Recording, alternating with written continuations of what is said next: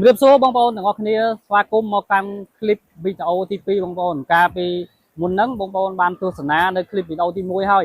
កាលពីคลิปវីដេអូទី1ហ្នឹងខ្ញុំបង្ហាញពីទស្សនវិជ្ជាផ្លូវជួរភ្នំដើមឈើឬក៏ធម្មជាតិស្រស់ស្អាតមុននឹងចូលមកដល់កន្លែងលេងទឹកនេះបងប្អូនឥឡូវនេះក្រុមការងារខ្ញុំ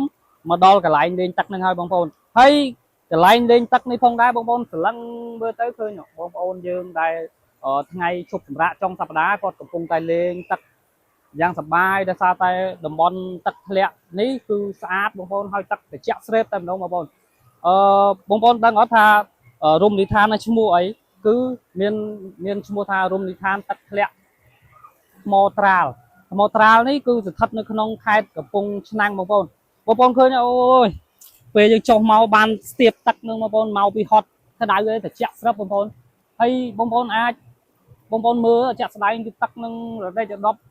សំទៅគេដាក់ឈ្មោះឲ្យថ្មត្រាល់មែនបងប្អូនហើយយើងក៏លេចទៅមើលដើមឈើឬវា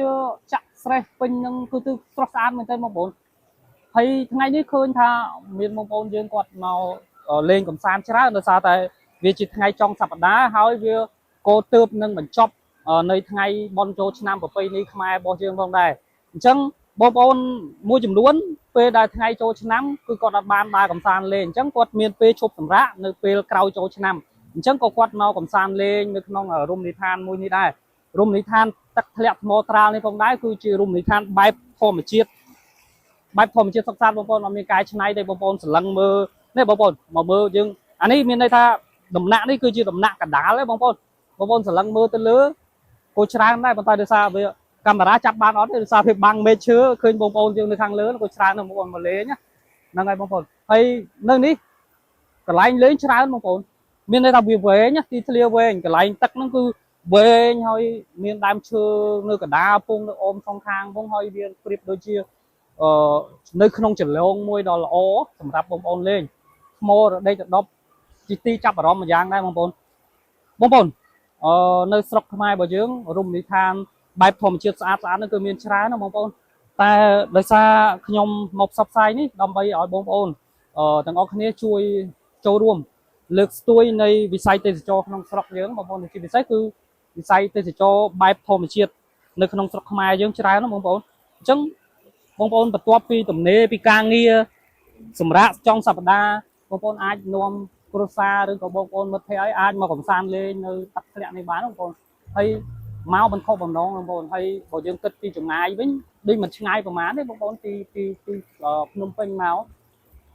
អញ្ចឹងបងប្អូនមើលចាក់ស្ដែងបងប្អូនរដេករដប់ស្អាតមែនទែនអ្វីដែលខ្ញុំចាប់អារម្មណ៍បងប្អូនទឹកគឺពិតជាត្រជាក់មែនទែនបងប្អូនអូចាក់ស្រួលបងប្អូនអើយបើបានមួយទៀតនឹងថាត្រជាក់ដង3ដងបងប្អូនមែនទែនទៅគឺចាំមើលទីទៀតខ្ញុំនឹងមួ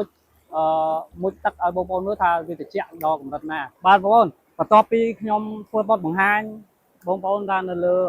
នៅជ្រោះថ្មត្រាល់នេះបន្តមកខ្ញុំនឹងមួយទឹកឲ្យបងប្អូនមើលត្រជាក់បងប្អូនត្រជាក់ចង់ល្ងាបងប្អូនអារម្មណ៍ឡើងស្រាវហ្មងបងប្អូនទឹកពិតជាត្រជាក់មែនអូយត្រជាក់ណាស់បងប្អូនអើយបងប្អូនបានមកហើយគួរតែកុំរំលងត្រូវតែមុជលេងឲ្យស្គាល់រសជាតិនៃទឹក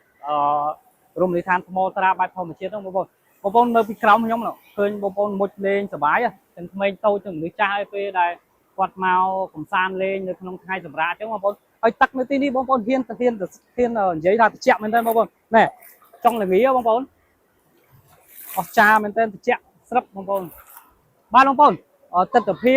ដែលខ្ញុំកំពុងតែបង្ហាញពីរមណីយដ្ឋានថ្មត្រានៅខេត្តកំពង់ឆ្នាំងនៅពេលនេះក៏ឈានដល់ទីបញ្ចប់បើសិនជាមានកំហុសខុសឆ្គងឬក៏ចំណុចខ្វះខាតក្នុងណាមួយសូមខន្តីអភ័យទោសផងពីខ្ញុំបាទនឹងក្រុមការងារសូមអរគុណសូមគោរពលា